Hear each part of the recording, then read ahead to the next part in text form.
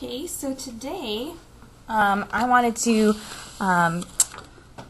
actually these are the notes that I lectured with when I did my lab on the nutrition lab, and we talked about Joe the student, but I wanted to record them and share them with you because it synthesizes a lot of stuff that we've seen both in lecture, as we've been starting to talk about digestion, and as well as in the laboratory. And I just thought it would be a good kind of overview and synthesis of what we have seen, what we are going to see, and introduce you to some or review some of the terms that are important. So in lab and in lecture, we started talking about homeostasis and how organisms maintain internal environments in their bodies that kind of assist them in maintaining certain temperatures or oxygen that are important for our bodily systems, and that of course takes a lot of energy. So the question is, where do we get our energy, and where do we get as our mass as well? And we, or animals at least, get them from our food, and they come in the form of these what we call biological molecules. I'm going to say macromolecules, actually. So macro just means big, right? Large, macro, and molecule. So a molecule is just two or more atoms that are chemically bonded together. Okay. And so we have four kind of major macromolecules. So again, big molecules, just these really big, complex molecules that have a bunch of different functions. There's four general kinds of macromolecules. The first that I'll talk about is proteins. So proteins, a good example of proteins are like you'll find a lot of protein in muscle. If you want to build muscle mass, you have to eat a lot of protein. You might have heard of like protein shakes and things like that, protein supplements. So that's where there's structural, like muscle, but we also have things called enzymes. So structure, but also enzymes. So enzymes are proteins. Proteins are really cool, actually, that are folded in really interesting ways, have really interesting shape, because what they do is they help speed up chemical reactions in our bodies. So for example, if you put, we started talking about in the digestive lecture, we started talking about your saliva and how that's the first kind of place, your mouth is the first kind of line of where food starts getting broken down. And part of that is from chewing, but also part of that is from saliva. And saliva has this enzyme called salivase in it that starts breaking down these bigger molecules, especially carbohydrates. For example, if you ever put like a saltine cracker in your mouth, even if you don't chew it, you'll notice that starts to get soggy and fall apart. And that's because those enzymes, salivase in your saliva, are actually starting to break those big molecules down. So enzymes are actually really important for the functioning of our bodies. Okay, so as proteins, we have fats or lipids. And fats and lipids have some important functions as well. There's long-term energy storage, right?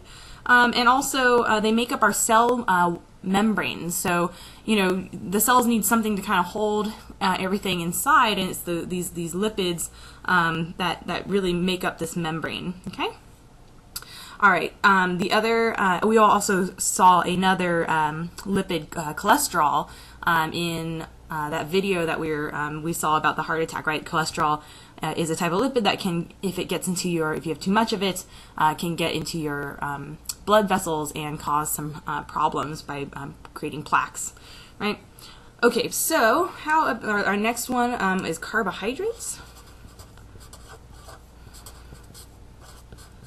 So carbohydrates, sometimes I may not be familiar with them in your body, but you might be familiar with them in food. These are mainly for structure. We have if you're thinking about carbohydrates, you might have known like crackers or starches, or insects. Actually, their exoskeletons are made out of something called chitin, which is a type of carbohydrate. Cellulose, what makes up wood, is carbohydrates, right? What makes your celery really crunchy and stay straight, that's carbohydrates, okay? So they're mainly structural for further function. And the last one, macromolecule, the last really large molecule we're going to talk about is DNA, or we're going to introduce you to, is, is DNA, but they're called nucleic acids. I have to get a new Sharpie. Nucleic acids. And nucleic acids are, for example, are DNA and RNA. You might have heard of DNA and RNA before, and they're really important for our coding our genetic information. When we talk about natural selection and gene flow and genetics, which we'll talk about much more in detail later, we're really talking about these nucleic acids, which are really, they're the really important molecules that code for our genes. Okay, so there's these really large these molecules, but we can break them down into what we call their monomers. So mono just means one. So imagine they're just basically like the building blocks, right? So these macromolecules are these really big complex molecules, but you can break them down kind of into their building blocks. So imagine like Legos, you can build a lot of different things out of Legos, helicopters, Star Trek models, castles, things like that. But you can break them down into these little building block Legos, and that's similar to these big macromolecules, okay? So proteins, their monomers are called amino acids, and Dr. Pearson mentioned that there are 20 different types of amino acids, and they kind of look like this. And you'll notice that, of course, like we said, all molecules are made of atoms, so I just want to kind of start keeping track of which atoms are important for us. And amino acids, if you link them up in a big chain, that's what the proteins are, basically big chains of amino acids. And which of the 20 amino acids you use, in what order they're in, really affects how they fold, and so you get really complex structures in proteins like this. Okay, so but the atoms that are important are carbon, hydrogen, oxygen, and nitrogen. Okay, so those are proteins. Lipids and fats are made of their monomers. Their little building blocks are glycerol, which is an alcohol, and fatty acids, which are just long chains of carbons and hydrogens. And lipids and fats kind of look like this. Okay, so those are lipids and fats, and their atoms that are important are carbon, hydrogen, and oxygen. Carbohydrates, again, these things like cellulose and chitin, and their monomers, sometimes carbohydrates are also known as polysaccharides.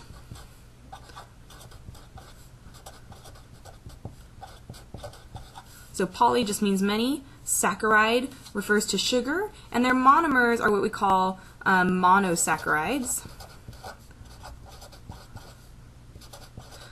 So you might have heard the word saccharin, if someone's saccharin, or if something is like a saccharin song, it's very sweet. Okay, or sucra is the French word for sugar, right?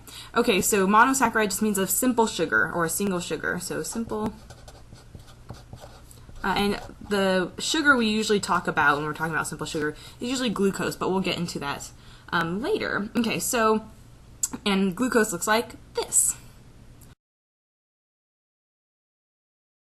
Okay, so the atoms that are found in carbohydrates are carbon, hydrogen, and oxygen as well.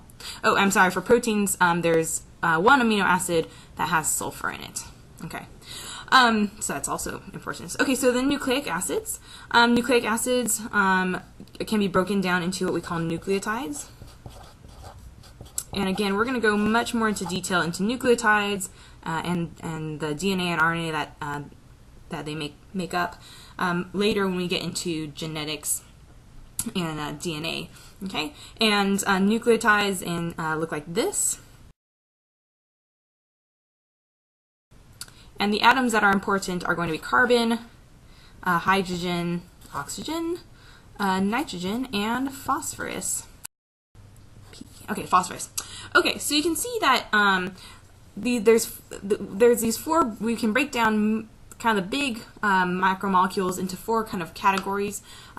They're made of monomers, so again, they're all you can break them down into these little building blocks, which can all make, if you depending on how many you have, what order you put them in, will give you what types of proteins or carbohydrates or macromolecules you get, right?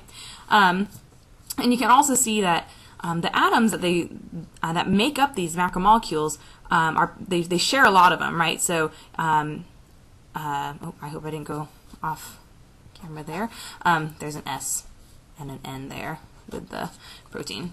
Sorry. Okay, so you know, a lot of them have carbon. They all have carbon, hydrogen, oxygen, and some of the molecules also include nitrogen, phosphorus, and sulfur. And of course, there's other atoms that we need in smaller amounts in our body, but these are really the atoms that make up a lot of our mass. Okay, so the question is, okay, so we have these macromolecules and they make up our body, and we get them basically, as Dr. Pearson said, from our food, right? So food, and he said, and I want to kind of point out two things he said. So he basically said food is important as fuel and also for construction. So in the digestive system, we ingest these macromolecules, we break them down into their monomers, and then we can either incorporate those back into our body to build mass, or we can break them down even further to release energy for fuel. So the question is, okay, so there are these molecules, right? They're just atoms put together. Where is the energy coming from, right? So if we took a look at if we took a look at glucose, and I'm going to cut here because I need to look at what glucose looks like.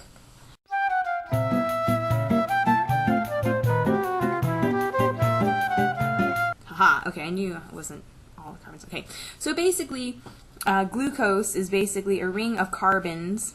If we're going to draw this out, a ring of carbons and an oxygen, and they're bonded together. They have these chemical bonds that hold them together, right? And they also have some hydrogens and some oxygens, but I'm not really going to draw all the hydrogens and oxygens. Just know that they're coming off the carbons in different ways. Okay, so we have these atoms that are bonded together to form a molecule, and this is glucose. Okay, so you might look at glucose and say, okay, where I can see the atoms, where's the energy? And where the energy is, well, imagine if you have done this before, making s'mores, right? So you have a marshmallow, which is basically a bunch of sugars, right? So you have a marshmallow, and there's some people like me that really like their marshmallows kind of a perfect golden brown. We spend 10 minutes getting them perfectly rotisserized, right? And then there's other people that stick it straight in the fire. And if you do that, you'll notice that your marshmallow starts burning, right? So scary burning marshmallow, right? And it'll burn, and it's basically releasing heat and light, right? It's releasing energy, right? These flames are basically energy coming out of this marshmallow, right? And what's happening is when you are breaking these bonds between the atoms, you're releasing energy because it takes some energy to hold these bonds together, okay? Energy. Okay, so when you break these bonds, because there's energy kind of stored in these bonds between atoms, and sometimes we can call that chemical energy. And so energy, as you can notice, can come in different forms, right? It can come as energy that's kind of within these bonds between atoms, but it can also be come in the form of heat and light. Kinetic energy is movement. So you guys do you move. When you move, you are releasing kinetic energy, right? There's something called potential energy, which is basically energy that has the potential to turn into kinetic energy and other types of energy. Okay, so energy has different forms, and so when we're talking about the energy in your food, we're talking about energy stored in these chemical bonds. Okay. Okay. So we saw in lab, we started talking about, we went over, okay, so we know there's chemical energy, and in food we measure those in calories, okay? And calories are basically a unit of energy that it takes to raise 1 gram of water 1 degree Celsius, okay? So it's just a measurement of energy. We figured out in lab, based on some nutritional info, we calculated how many calories were in proteins. If you broke proteins down, how many calories would be released, how many calories are stored in lipids and fats, and how many calories are stored in carbohydrates. And we talked about Joe the student and how his input of calories, we talked about the amount of calories he was ingesting and the amount of calories he was burning, right? And so when we talk about burning calories from our food, we're not talking about, burning them as in combustion, right? We're not releasing heat and light when we break down our food that way. Our body actually has mechanisms, fairly complex mechanisms, that can actually capture this energy that is being released when you break these bonds, and can convert it into chemical energy that we can use, that our cells and our body parts can use. Okay? Okay, so that's just a very kind of simplified cartoon version of energy and our use of it from our food. So we talked about Joe, and now let's talk, just do an overview of what was going on with Joe. I'm just gonna get a new piece of paper here. Okay, so what was going on? Tape it down so it doesn't fly away. Okay, so what was going on with Joe the student? Whoops. Okay, so remember, Joe was eating a lot of food, and we calculated that.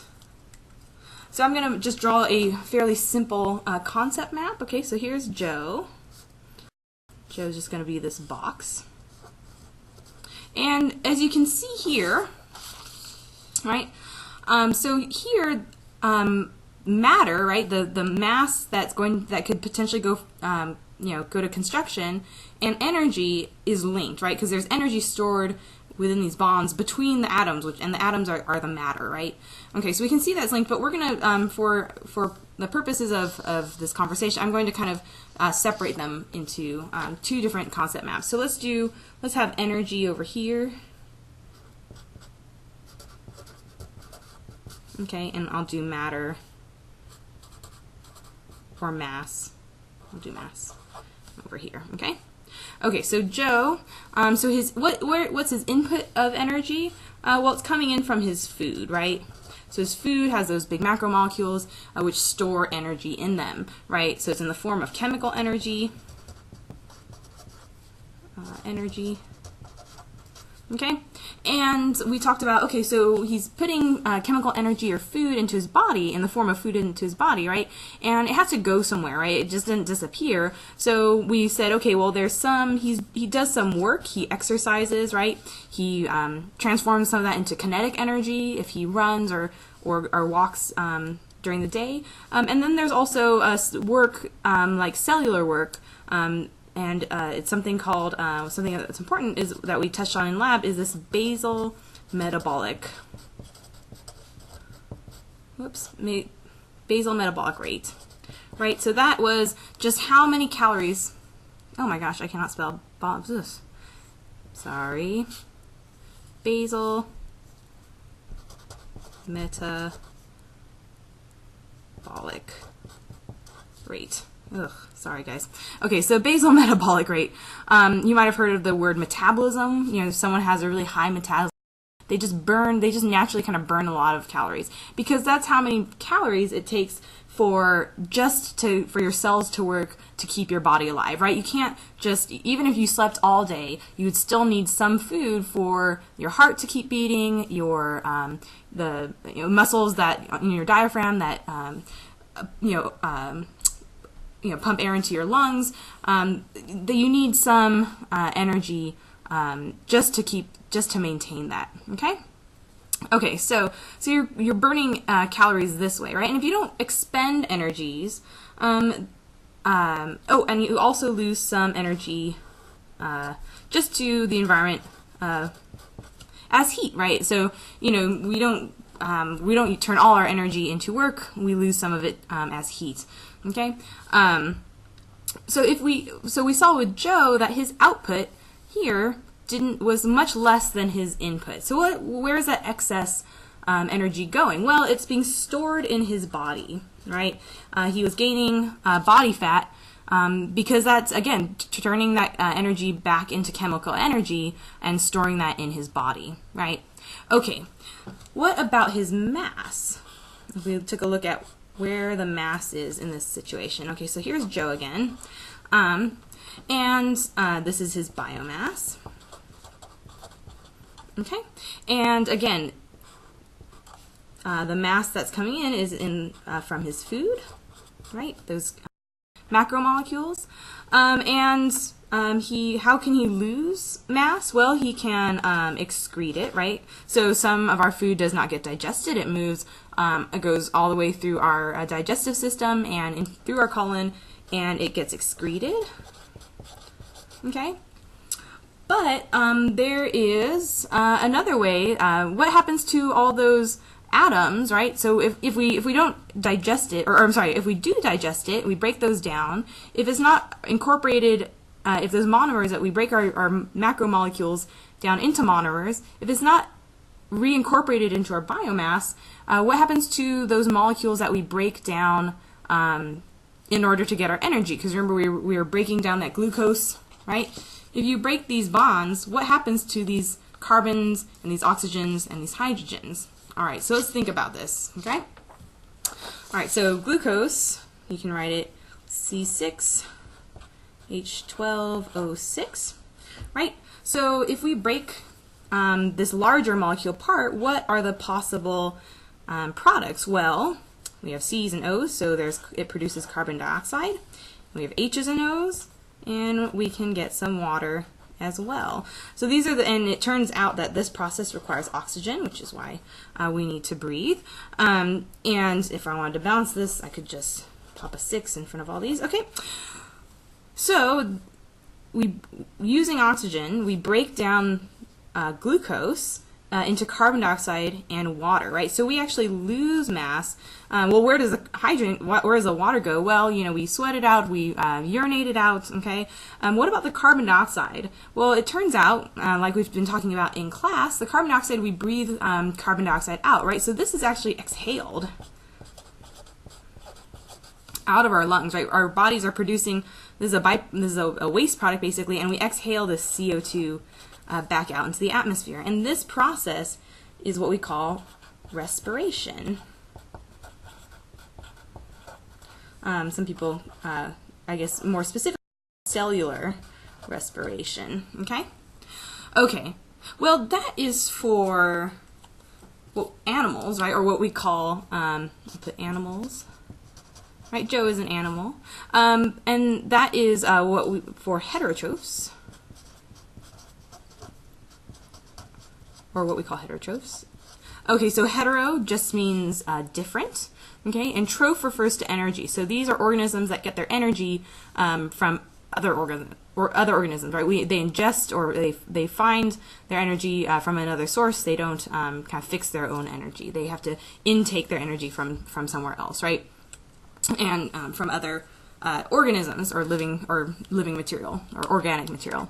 Okay, so animals are heterotrophs, fungus are heterotrophs, but we have another category called autotrophs. You guys don't necessarily need to know these terms. I think it's just nice to give them to you. But so, for example, like plants. Okay, plants are autotrophs, things that.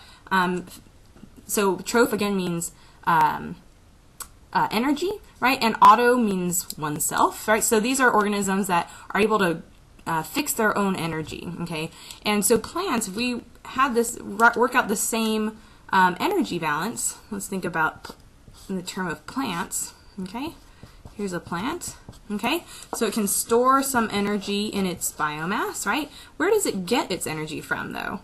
Well, it gets its energy from sunlight. I would write this in yellow, but I don't think it would work out, right? So we talk about plants needing sun, right? And sun, or light, the light coming from the sun is a form of energy. Remember, there's energy comes in many forms: heat, light, kinetic energy, right? And plants are able to use energy from sunlight and convert it into chemical energy, which they can then store in their bodies. Or again, they can use it to do some work, right? Because their cells need to do some work as well, right? Maybe we don't think about them as very active, in the same way that animals are, but they do do some work, right?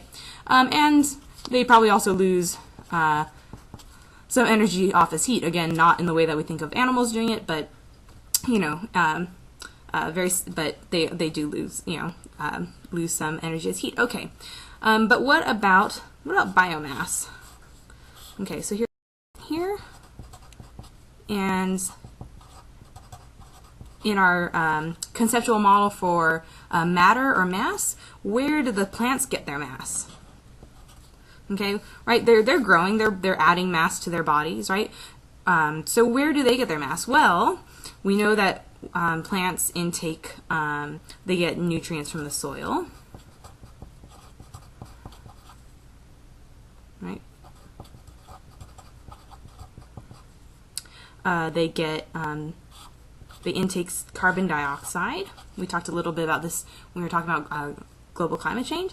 And they also intake water from the soil, usually from the roots. Well, okay, this is, I'm biasing it in terrestrial plants, but so plants, there's aquatic plants too, but they intake carbon dioxide and water, and also nutrients from the soil. And what nutrients are from the soil? Well, if we take a look back at our atoms, right? Which atoms are really common? Well, carbon and oxygen, we can get those from carbon dioxide, and water, right? The hydrogen and oxygen, we can get those from water. So which ones are left over? Well, the nitrogen and sulfur and phosphorus, right? So these other pretty important atoms that you don't get from carbon dioxide or water, they get from the soil, right? And we were talking about how if you don't get those nutrients from the soil, like nitrogen and phosphorus and sulfur and maybe potassium and things like that, that's when you get these adaptations such as Venus flytraps, where they actually ingest insects, right? Okay, so from carbon dioxide, water, and nutrients from the soil, plants are able to build a lot of these macromolecules, right? So they can incorporate those into their biomass, or plants also respire, right? So they also release some CO2, right? Because again, in order to do some work, they have to respire. They have to break down sugar molecules to get some energy. So off of this comes energy, right? In breaking this down, we are able to harvest energy. Okay. But if they're going to be growing, of course, their inputs have to be greater than their outputs, right? They have to be taking in more CO2 than they release if they're going to keep increasing their biomass. Okay. So what is this process called, where they take sunlight? When they take sunlight and carbon dioxide and water, and they make biomass. Well, if we kind of write this out, it might look fairly familiar.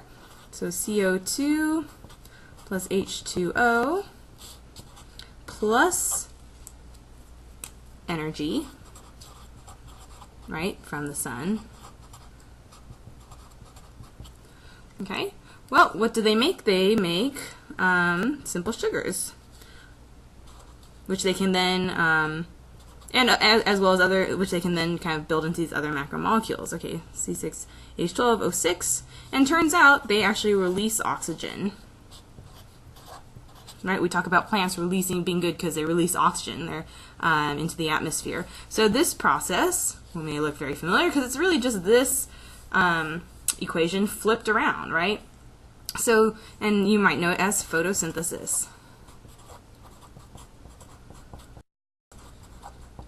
Okay, so again, photo, light, right? Photo means light, so they're taking in light energy, and synthesis, they use this energy, they're able to fix this energy into chemical energy and synthesize, or synthesis just means to make. So, so they're able to make kind of these bigger molecules out of their smaller components, okay? I'll just balance that really quickly, just because I like things balanced. Okay, so you can see that I wanted to introduce you guys to the idea of cellular respiration and photosynthesis, but I also wanted to draw out these models, or these conceptual models, for energy and food, because you'll notice that they're linked, right? So there's this. I just separated them out just so we can kind of think of them a little bit separately, but these of course are linked. But also to say to really notice that while we have mass going into an organism, or being lost from an organism, it's always conserved, or it's always there, right? So it may change forms, but it never just disappears, right? It always goes somewhere. So again, the food you put into your body is going to go somewhere, as well as the energy you put into your body, right? If you don't use your energy by working out, or your body burning off these calories by doing some sort of work, you're going to store it in your body as body fat, right? And similarly, if you put food into your body as the matter, if you don't excrete it out, or if you don't break it down and exhale it out, it's going to be incorporated into your biomass. And this is just what we call the first law of thermodynamics, which is basically that energy, and it turns out mass or matter, is never created or destroyed. It can change forms, right? It can change forms, light energy to chemical energy, or chemical energy to kinetic energy or heat. But it can't, it's never just created or destroyed. Energy and mass don't just appear or disappear, right? They can just change forms. Okay. So I just wanted to, I'm sorry that video is a bit longer, but I just wanted to kind of save that just for, because I kind of liked it, and I liked that it synthesizes a lot of what we learn about the digestive system, what we learn about energy and metabolism, and where we get our energy from in order for homeostasis to maintain our bodily functions, and it also just is a nice introduction to these macromolecules that we'll see much more of later, especially we'll see DNA and RNA later in this class as we talk about genetics. All right, thanks guys.